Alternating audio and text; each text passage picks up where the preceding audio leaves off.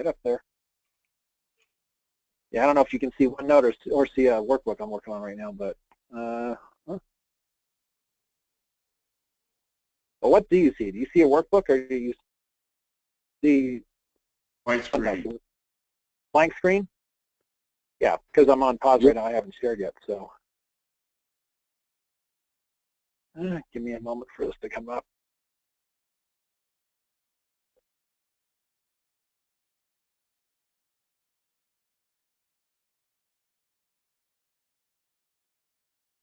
Oh, they already turned the recorder on too. Okay, so the session's being recorded, so save the 4-letter bombs for later. So, okay. Oh, then I'm out. All right, so Noah has a general question. Okay, I'm going to put this up here. Can you see the OneNote file? Those of you who are tuned in? It says tutor sessions on here and today's date. You believe it's November 1st already? Yes. Yeah. Yeah. Fall is here. Okay. So, all right. So, tips for retention. Okay, the first thing you have to ask yourself, I'm just going to go through kind of the way I go about studying, and I know sometimes when I'll study more effectively than others, and this is to answer most questions, but you know, this can be a good general tip thing for anybody in here today. First thing you have to ask yourself is, am I being distracted a lot while I'm trying to study? Only you can answer that. Now, I don't mean something like, you know, obviously if you're trying to watch one of the videos we put together, you probably don't want a bunch of, you know, music banging in the background, because that'll probably be a distraction. But you know, if you're trying to read, some people like to read the music, some people don't. That to me doesn't matter too much. You got to find your rhythm, you got to find your comfort zone. But when it does come to studying, I have this thing I always say, which is the worst. I'm going to put it up here. Some of you might remember my saying this a while back.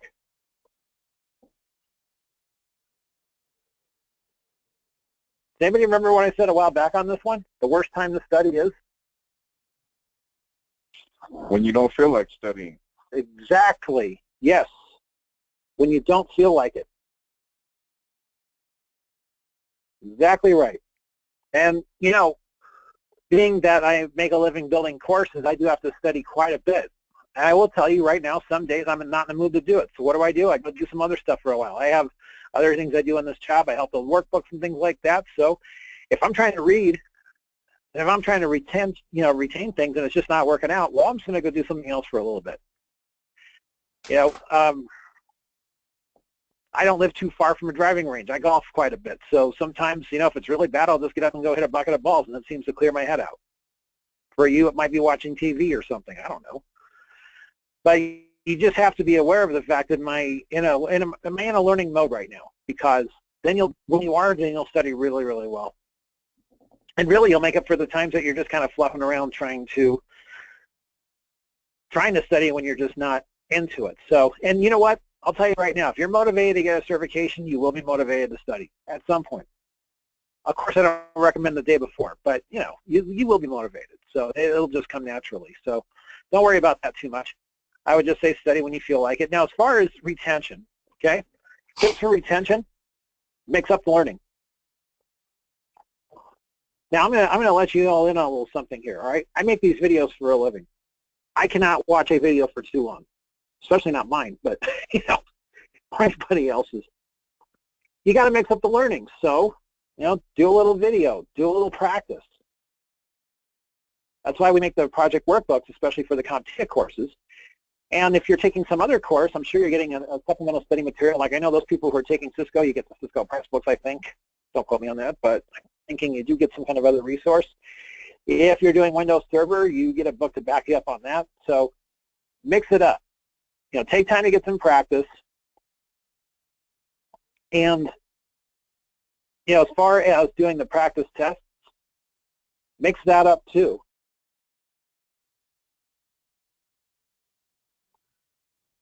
I know this sounds kind of trite, like I said, but, you know, if you feel like taking a practice test instead to find out where you are, take a practice test. And one other thing about practice tests,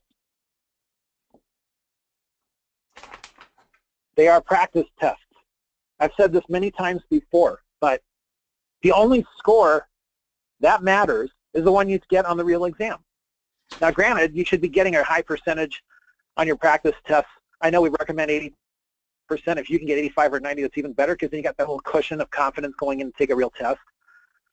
But mix up the learning. And Mo, another for you and for everybody else, get material from multiple sources. Let me give you a real-life example that I've come through recently. We just finished recording 3 Cisco courses in a row. Okay? Now, in relation to the exams, I had to get material from multiple sources. Cisco Press, Cybex books, a couple of extra videos, whatever. Sometimes I end up having to go to Cisco's website and doing a search for things. And that's another thing, Mo, and for anybody else, if you're having trouble retaining something, especially if it's like Windows Server or Cisco, spend some time searching the source. And for example, if it's Windows Server, do a search on MSDN or TechNet for articles. If it's Cisco, go to the source, go to Cisco's website. Just search for whatever you're trying to get. Now, if it's CompTIA, that's a little bit trickier, because CompTIA's website doesn't just host all their knowledge. I mean, they've got their objectives and stuff. So I will tell you, if it's for CompTIA, maybe a little bit more of a Google search, Bing search, something like that. And you want to include A+ or Network Plus or whatever in the search. And this way, you get your search to be a little bit more targeted here.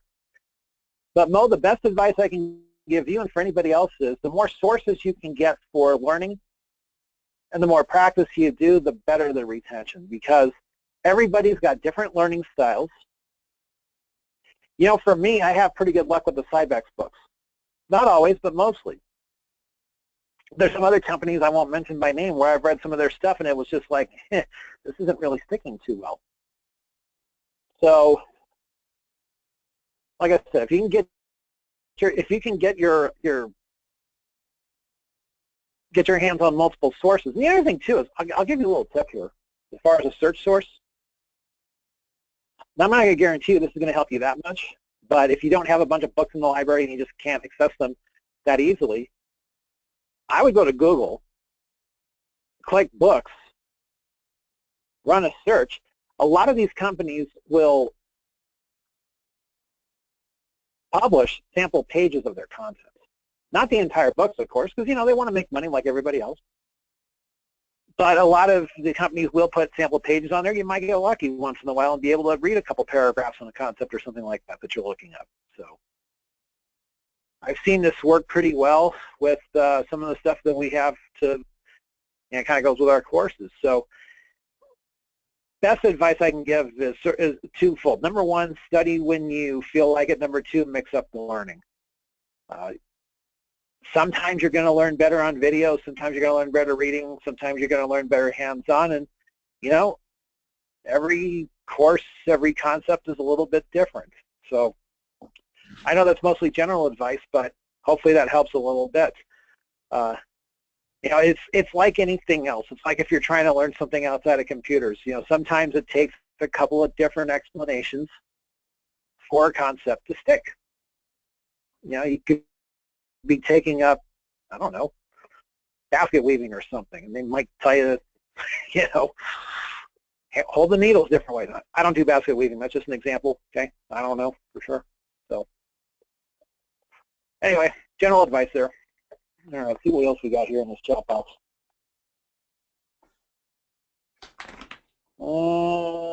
Nothing else yet, so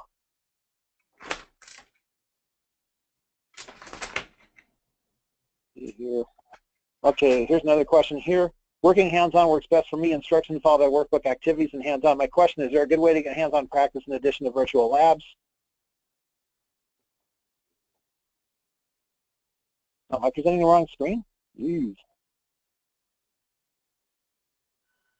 Hold on.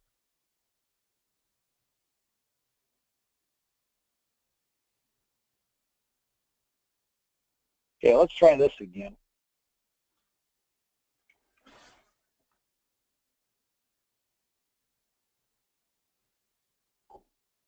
My GoToMeeting is a little bit slow right now.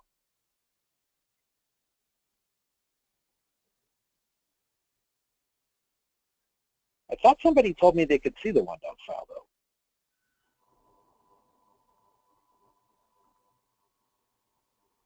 Oh, you know what, my monitor's flipped on me. That's what happened. Okay, can you see the OneNote file now?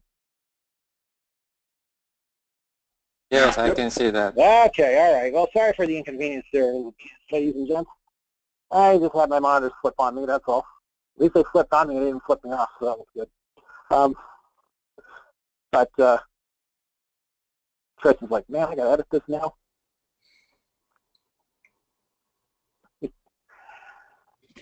Okay. Is he even back yet, or is he still paying off the landscapers? Oh, no, I'm back. Oh, okay. We're going to say it's like, you know. All right. Okay, so some tips there. All right, so let's see let's see what else we got in this chat box here. And then I know a couple of you have some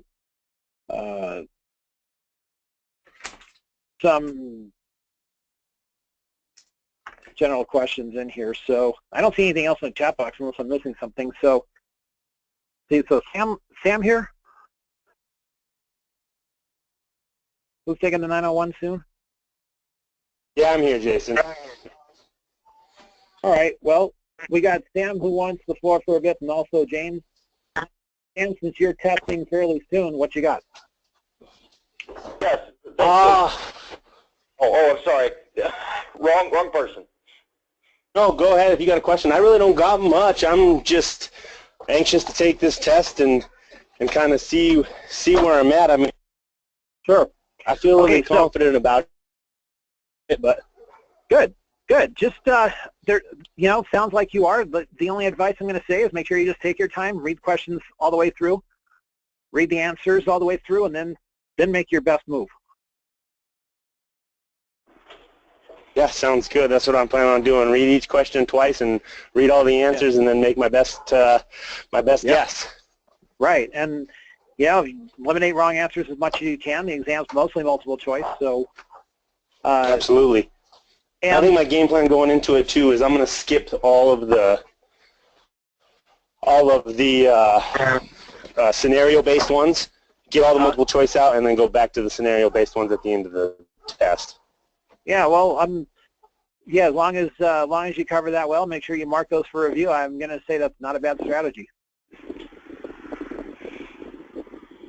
Let's see. Okay, so a question here. Wondering if virtual switches, servers, and workstations are a good substitute for the hardware versions as far as practice is concerned.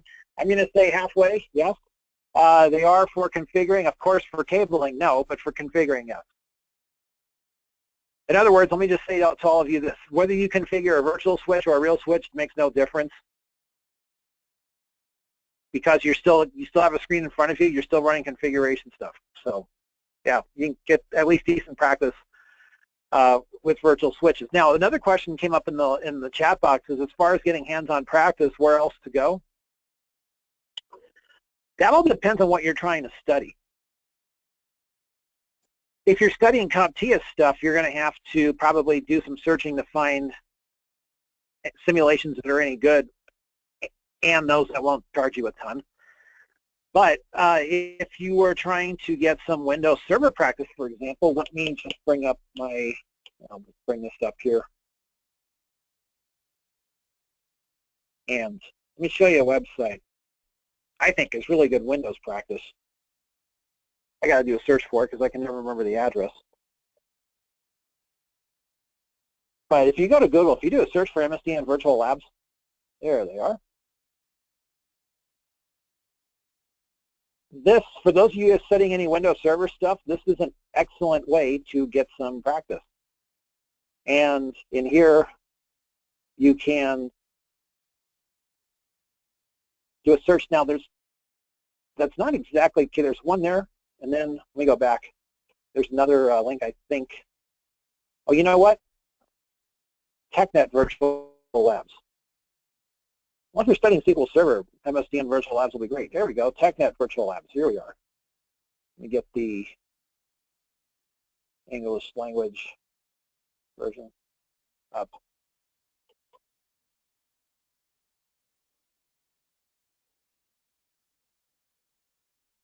Jim, Jim, is that a question or a suggestion? Packet tracer or GNS3? Suggestion. Oh, yeah. Yeah, if you're trying to get some hands-on practice with some other stuff, Packet Tracer from Cisco, which you can download from Cisco's website. Also, GNS3 you can download, and GNS3 has some generic switches that you can configure. So you can install and set that up, and you can build yourself some labs there too. Okay, so virtual labs. Here we are, TechNet Evaluation Center, and view all virtual labs. Check this out. So let's say I wanted to find some virtual labs on Windows Server. Here are a few. There's one on Windows Server Storage. There's some ones on Windows 10. But my point is, this place is really good for Windows practice. So, and the best part is, you just need a Microsoft account. You don't need any software to install. These are all web-based. There's no charge here. I think they put you on a 60 to 90-minute time limit, but you can just click a reset button and get more time if you need it. So I will commend to you those. So let me get you some hands-on resources here. Whoops. Do not want to bullet the list. So yes, TechNet Virtual Labs. You can do a search for that. Their GNS3 is an excellent tool. It's also free, and they have some devices already pre-configured in there that you can play with a little bit. For those of you studying the Cisco stuff, Cisco Packet Tracer is also free from Cisco. They want you to do a 1-hour tutorial. Let me just tell you that when I obtained that software, I did not do the tutorial, and I still was able to get the software. So those are all free things. And then another company that makes pretty good simulations, in fact, we use them when we film the Cisco courses that we just released one and we're working on a couple others, are the BOSA NetSim practice tool and also the practice labs. The practice labs, if you're studying the Cisco stuff, I really highly recommend the practice labs because they don't really have much in the way of any limitations on commands. So they've got some built-in practice labs that you can do, but you can also freelance a little bit. And then if you mess something up, you just reset it. So, and Jim actually put some other tools here. If you're studying any of the security stuff or Network Plus, of course, you've got your standbys here and Map and Wireshark. And of course, you want to make sure you don't do those in a production environment without telling somebody, lest you set off a major alarm. So, anyway, those besides, of course, the labs that we have inside of the video player, those would be some good places for you to get some hands-on practice. Oh yes. Oh, we can't forget this. Kali Linux. Kali Linux is a version of Linux that has, let's just say they have some tools that'll help you break things on networks. So if you're trying to, let's say, overflow a switch with MAC addresses and stuff, if you're trying to flood a network, you can use Kali Linux. So let me just make sure I say that disclaimer on record. It's for practice use only. Have I tried Security Onion? No, I have not. So, all right. So I know James had a couple things to go through. Mr. James, what you got? Yeah, thanks, Jason. Hey, real quick, you're right. I am taking my Server 2012 exam next week, and I've got one big sticking point. And sure. Real quick, I was an MCSE back in NT40 days, and back in those days, we used to have to buy or bridge our network interface controllers, our NIC cards, together to be able to get the route. Now, have they done away with that? Because my understanding of the DNS configuration on a Server 2012 and whether I need to bridge a connection is kind of baffling me, especially with forward lookup zones and reverse lookup zones. Yeah, you don't need a bridge connections. You said you don't? No. Okay. Could that my understanding of what we used to do to bridge connection is that now contained in the DNS manager with host A records? Yes. Okay, so my understanding on a forward lookup zone, you have a host A record, and you should have the data for each of those records should be reflective of the IP address of the client or the server, correct? Correct. Okay, and if you have 2 NIC cards, I've got a small server farms, or not farm, but a small server and client set up with different operating systems, and the DNS does not, the clients are coming in on one network card and the other network card is hooked to a high-speed modem. Okay. So the clients, I must have something misconfigured in DNS in one of the forward or reverse lookup zones. Is that what you would guess? What can't you do? The clients that connect, and I've got a Vista client, I've got a Windows 7 client, and I got a Windows 10 client, and they can all join the domain, but something, in my understanding of DNS, is that it should take the request from the clients on one card and send it out on the other card, correct? It all depends how the cards are configured. I mean, did you do NIC teaming or no? No. Okay, so you did not do NIC teaming. All right.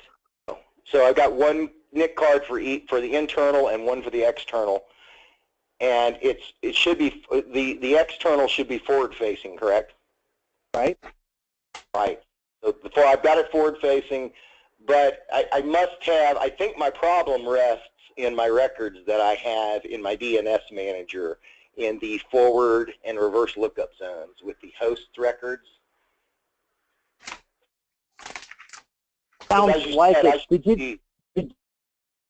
you try? Did you, just to test it out, did you try doing an LM host record? No. You mean a host record? In the forward lookup zone? No, what I'm saying is if you're missing a connection there, did you try just doing a host file? Oh, no, I haven't. That's a good idea. Wow, you know, that's why you're paid the big dollars. You're right. Well, I'm just saying, I mean, I don't know if that's going to solve it or not, but I mean, if you configure the host file to get the IP address to the external facing one and that works, then you've answered your own question. There is a problem with your DNS records. Right. The reason I bring this up is because I've been studying the VCE exams that are available out there, and I use this website, VCE Trainer, which lets me run practice tests that people have uploaded. And I got a few questions about just specifically about these host records, and it's kind of, I've never, back in NT4, we didn't really work with host records like this. No, I mean, you needed host records quite a bit more back then. Well, a lot of them were static, like you said. We did a lot of our host, our stuff in text files. Yep. We didn't do it like so. Yes, I would go into the host file. I would put that address and that matchup in there and see if you can get through. And if you can, then you know it's your DNS. Gotcha. Okay, that's fabulous. Because I got tripped up on a real bunch of DNS questions here not too long ago about this, and I just stared at it and said, I don't know. You know. Yeah. That's one of those things because there's not a whole lot of configuration you can do to DNS. Is that my understanding? No, and there's other things. I used to use host records when punishing myself. Oh man, that's funny. Yeah, you could really mess with somebody if you stick a host record in there. That's true. The other thing is, and this might go without saying, but it's like, one thing I've struggled with configuring DNS is just like, stupid misspelling or something like that, or not having the correct FQDN in there or something like that. And and then sometimes I've had to get somebody else to look this over and say, hey, it's sort of like the balancing a checkbook syndrome, Right. Okay. Well, that certainly provides me some new insight. I thank you. Sure. Okay, who's the next? By the way, Tristan, you weren't here when I said this. I sort of have to get like maybe 15 minutes early today, if possible. I get a lot of questions all day, but I'm trying to jump out a few minutes early if I can. But just to let you all know, I will be back Thursday afternoon at 4 o'clock Mountain Time, whatever that is in your time zone.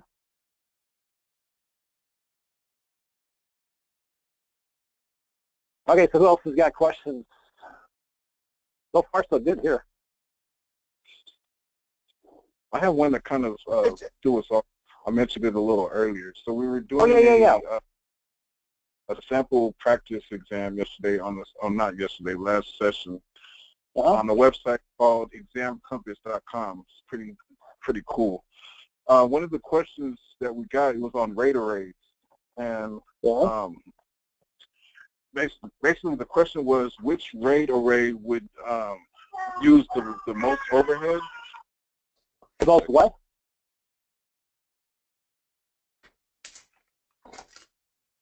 Sorry about that.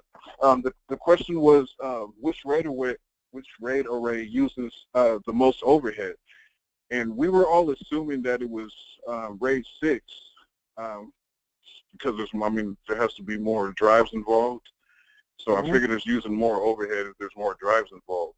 But the answer turned out to be RAID 0. I think it was RAID 0, and it kind of threw us off. So I was wondering what your take on that was. Basically, this more drives does not mean more processor, more overhead. What you have to take into consideration is how many drives are being written to at once. If you have if you have multiple drives getting information in at once, then you are taxing your CPU more. That's basically it. Yeah. So when they're talking about overhead, you got to listen. When they're talking overhead, you got to think processor. You just got to think, okay, forget the disk for a minute. Which is going to hit my processor the hardest? Well, if it's having to write to 2 disks at once, and read from 2 disks at once, don't forget. When RAID 0, what's the essence of a RAID 0? It's just striping.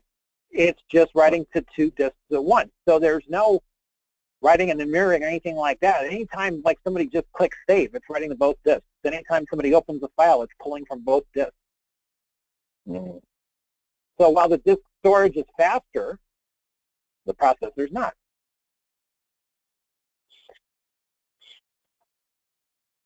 Because it's having to process both at the same time. Now, if it's doing a mirroring thing, it can regulate its own traffic to, write to one disk, mirror to another.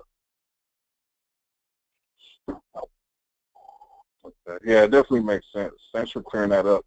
That's the bad thing about that, or the only bad thing about that site is it'll tell you what you got wrong, but it won't tell you why. So, other than that, it's pretty cool.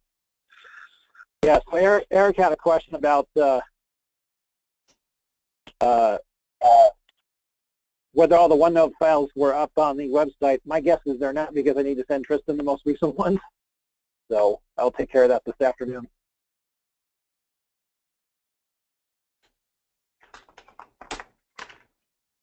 How heavy is the 8+ test on ports and protocols? You'll get a couple questions on them, Joe.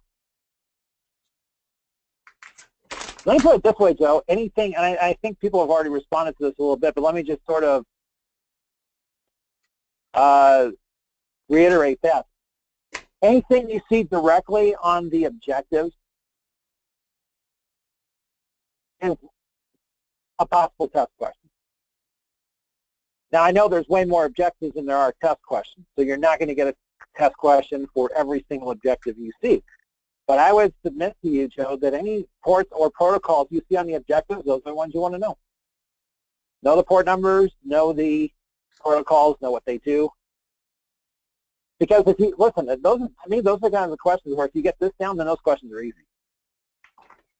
I mean, if you know what port 25 does, you get a question on that, you're like, eee, mark off SMTP and keep right on going. Yeah, those are the layups.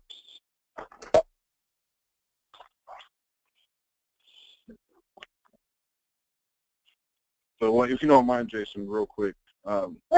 The one thing about the ports, Jason just mentioned it, you don't want to just know the protocols, and you kind of want to have an idea of what they do, because there's 2 different ways. They have a lot of different ways that they can ask you about the ports. So one way will be matter of fact, right? So which port is associated, or which protocol is associated with port 25, or let's say 80, right? And they can ask you the exact same question in a different manner. They can say that you're a network administrator and you want to make the network more secure by blocking web traffic. Which port would you block? It's crazy. It's basically asking you the same question, but in two different ways. So you want to make sure that you're comfortable with not just the numbers and the protocols, but what they're used for.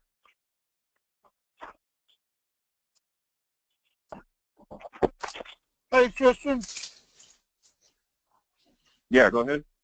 Yeah. Can you hear me? Yes.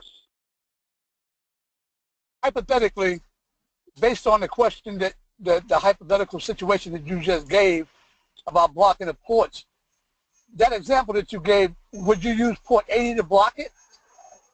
Yeah, if it's talking about web traffic, yeah, because HTTP, I mean, more specifically, I think you're blocking TCP, and you correct me if I'm wrong, Jason, but you know, HTTP uses TCP.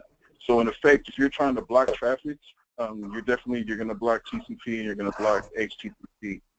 You get more into ACLs and how to do that when you get in. That's more of a Cisco thing. I don't think you'll be doing that in A+ or Net Plus at all. But okay. No, but yeah, just keep in mind also, you know, that's where you got to pay close attention to the test question, because if they ask you about ports, it's port 80. If they ask you about a protocol, it's TCP. The chances they're going to ask you about that being a protocol are pretty slim, though. I mean, they're probably going to go after the port numbers, but just make sure you read it thoroughly, that's all. Okay.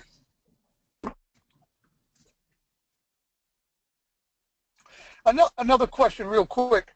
Jason, when I came in kind of late, and you was talking about Cisco, Packet Tracer, and a couple of the other simulators.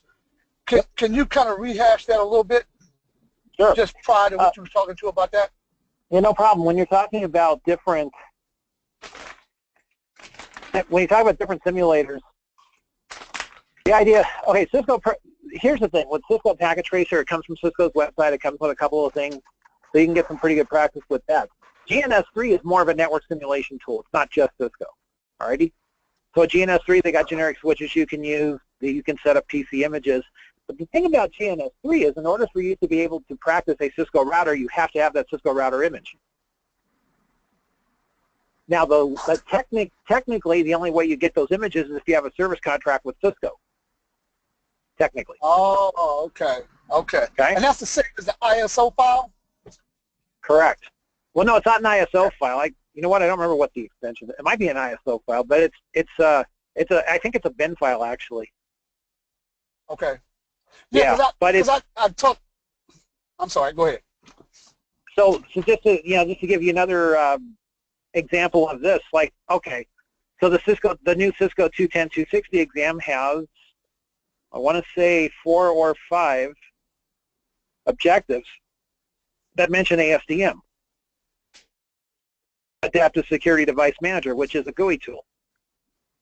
Well, the only way that you get the GUI tool from Cisco is if you have a, guess what, service contract. So if you have GNS3, there are supposed ways to get ASDM. I'm not going to get into the legal ramifications of that one, alrighty? If you get a subscription to the Boson Practice Labs, however, some of those labs have ASDM built in. Because if you're using something like GNS3, even if you get a hold of ASDM somehow, you still have to configure it and install all that other stuff, which you're not going to get tested on how to install ASDM. You're going to get tested on how to use the thing.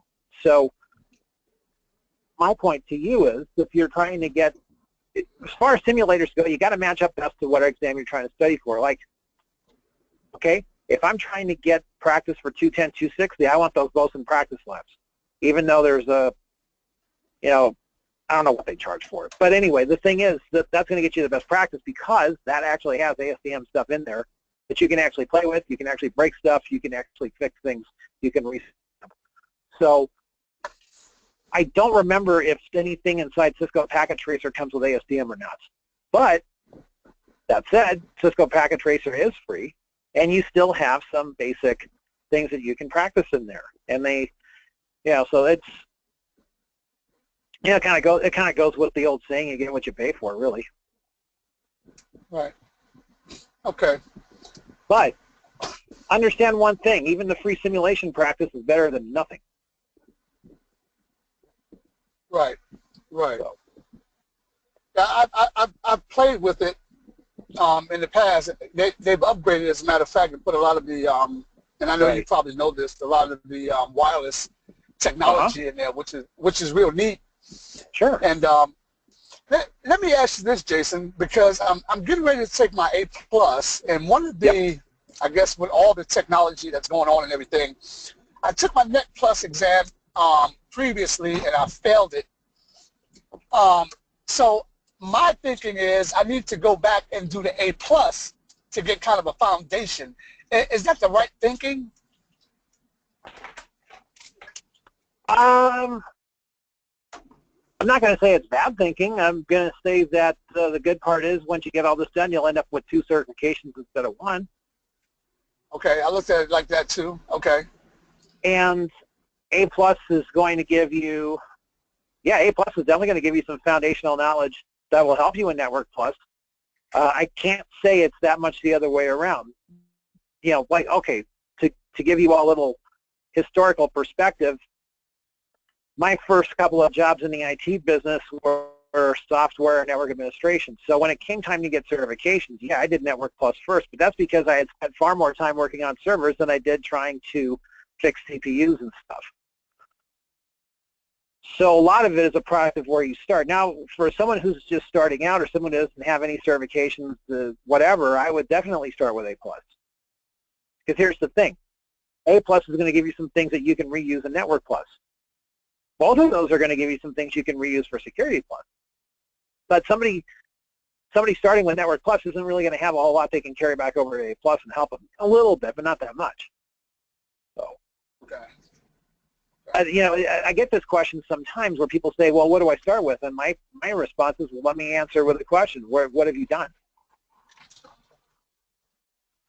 It's kind of gauging, where are you closest to as far as what you know. I mean, look, I would say some people are better off starting with a Windows track first and then going back and doing CompTIA if they've already, buried their noses in Windows Server for a while, or Windows 8 or Windows 10 or whatever. So, the short answer is you'll get some. You'll have two certs when you're done, and that's never a bad thing. Okay.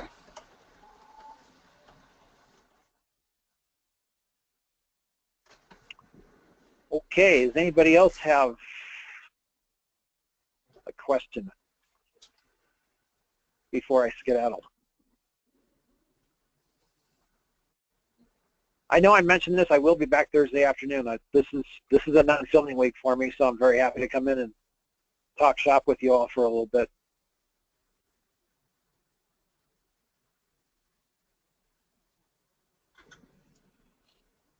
Going once, twice. All right, well, Tristan, I'm going to turn this thing back over to you. Actually, hey, Jason, I got a question for you real quick, if you don't mind. No, of course not. Yeah, Jason, it's just a troubleshooting question, and this is something that kind of happened with me, and I figured since you know everything. Oh, right, okay. So I was using TeamViewer, and last week I had some issues, and maybe you can kind of enlighten me on this. What happened was I was getting the black screen, and it wasn't that it was taken off from my desktop. It was that my computer was just stuck on being shared through TeamViewer, and so after a lot of troubleshooting, trying to figure things out, I didn't really totally understand exactly what happened, but I could explain to you real quick. I'm using a Microsoft account, and I have a shared computer on it, so 2 computers are on it. Once I use TeamViewer, it ends up going onto both computers. After this whole deal happened, a little networking icon popped up on my desktop, and it kind of randomly comes up and disappears. And I've checked it out, and it's verified that it's a Microsoft product, and it's also on my C drive. So, does that sound like something that maybe because I used a account on a remote type program that it could kind of jack me up and give me some issues? Have you ever heard something like that? It shouldn't. I probably would do a fresh installation of TeamViewer though. Yeah, I installed everything and kind of cleaned everything up. And, you know, a lot of the things, like my computer was pegging out after this happened. And, you know, what I found was a lot of the Windows remote was just running super hard in the background, you know, even when the computer's just at idle. And I had to kind of force everything off, and then, you know, after a unit install, it cleared up. But it just went into some weird max out mode for a while, and it was just freezing up my systems, you know, on both ends. You're just using TeamViewer, or you're also using a remote desktop? No, I was just using TeamViewer, and like I said, I don't know if remote desktop somehow got channeled in there somehow, or if it was because I don't think so. Yeah, when I set up TeamViewer as for my computers, you know, I have on my account 2 computers, and so I don't know if it was because it was something got mixed up in there. Are they in 2 separate locations? No, they're right next to each other. Oh, if they're right. Okay, well, all right. Well, if they're right next to each other, you probably just ought to use remote desktop to get from one to the other and not worry about TeamViewer.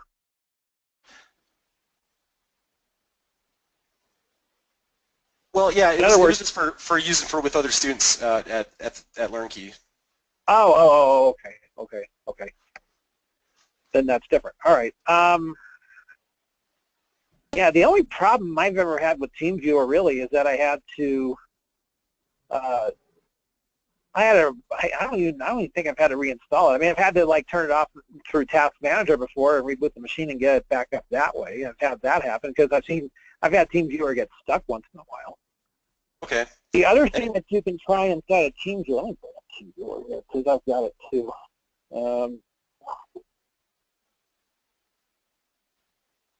One thing that I have seen happen with these is every once in a while they'll reset the machine numbers. Okay. So you may have to go into the configuration and, you know, change those. And I've only seen that happen like a couple of times. But the other thing I would do is I would go into, where the heck is it? I'd go under extras, I'd go under options inside of the TeamViewer program, and I would just make sure that for security, you've got, you know, it's password protected. For remote control, you know, double check those settings. There might be something you want to do about that. I would just go in and look at the settings just to make sure that you are not seeing any settings that are checked that would cause your connections to get stuck like that. Yeah, and that was it. I was just trying to be safe, so I just kind of, you know, in case it was something corrupted, I just wanted to shut everything down and get it cleared out before I, you know, just trying to be safe. So any good information I would have had on troubleshooting this, and I apologize, I lost, and my question probably doesn't even really make too much sense. No.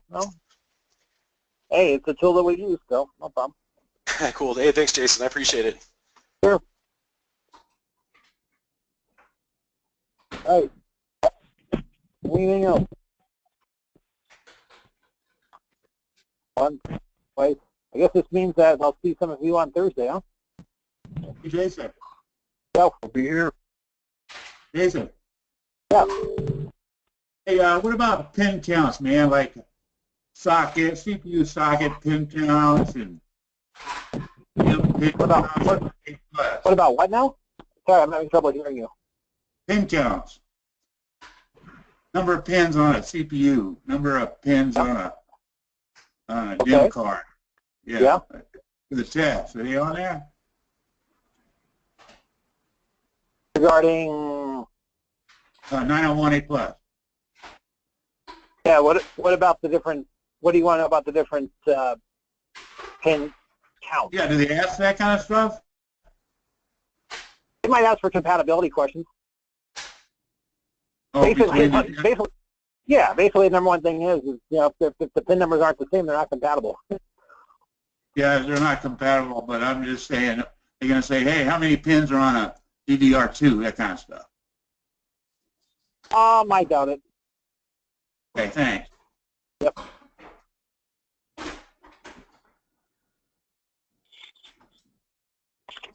All right.